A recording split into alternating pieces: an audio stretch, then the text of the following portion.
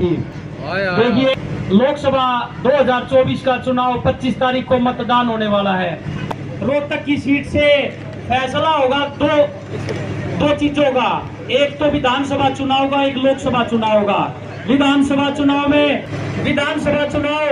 1 महीने बाद होने हैं। अगर रोहतक लोकसभा सीट जीतते हैं, भाई ने समस्याएं तो सारी गिनवा दी, पर अगर जब परिवर्तन आएगा तो लोकसभा सीट से आएगा और आपकी सरकार कांग्रेस पार्टी की बनेगी।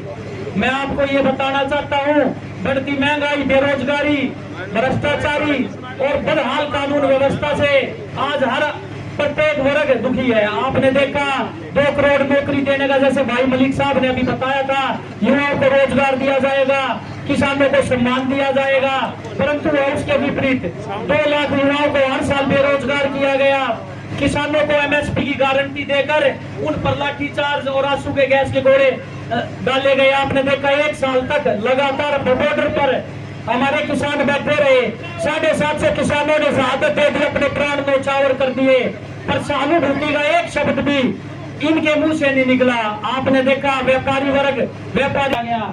आपने देखा बाबा साहब के द्वारा जो आप लोगों के लिए रिजर्वेशन आप लोगों को मिलना चाहिए था, उसको खत्म करने का काम ये कर रहे हैं। 400 सीटें लेकर इनकी जो सोच बन चुकी है कि बाबा साहब ने कितने दिनों में ये संविधान तैयार हुआ था, इनको इस चीज का मालूम नहीं है। आज एक अनपढ़ आदमी देश के आप लोगों के जो हक है, आपके मौलिक अधिकार है, उनको छीनना चाहते हैं। आपने देख लिया किसानों का अपमान, जो राष्ट्र का गौरव, जो हमारी बेटी पदक लाओ पदक पाओ की नीति से अपने देश का गौरव मान सम्मान बढ़ाया था, उन पर अत्याचार किया गया, रोड पर उनको घसीटा गया, उनका अपमान किया गया। जंतर मंतर पर प्रधानमंत्री जी का धरना चल रहा था। आपने देखा व्यापारी वर्ग दुखी, कर्मचारी दुखी, मजदूर वर्ग दुखी। कौन सा ऐसा वर्ग है जिसका शोषण इस बीजेपी सरकार ने नहीं किया?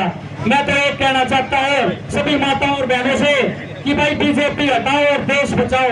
अगर जब तक बीजेपी का अंत नहीं होगा, इस देश में संविधान नाम की चीज बिल्कुल खत्म हो जाएगी। और मैं आप सबसे अपील करता हूँ 25 तारीख को हाथ का बटन दबाकर भाई दीपेंद्र हुड्डा जी को रिपोर्ट कार्ड को देखते हुए, क्योंकि उनके कामों की तुलना कहीं नहीं की जा सकती। एक ऐसा सांसद है जो आप लोगों के बीच में एक पार्षद की तरह रहा है, और एक तरफ ऐसा सांसद है अरविंद शर्मा जो कभी आप लोगों के बीच में नहीं आया। तो मैं आप सबसे अपील करता हूं कि भाई आने वाली 25 तारीख को हाथ का बटन दबाना और भाई दीपेंद्र हुड्डा जी को भारी बहुमत से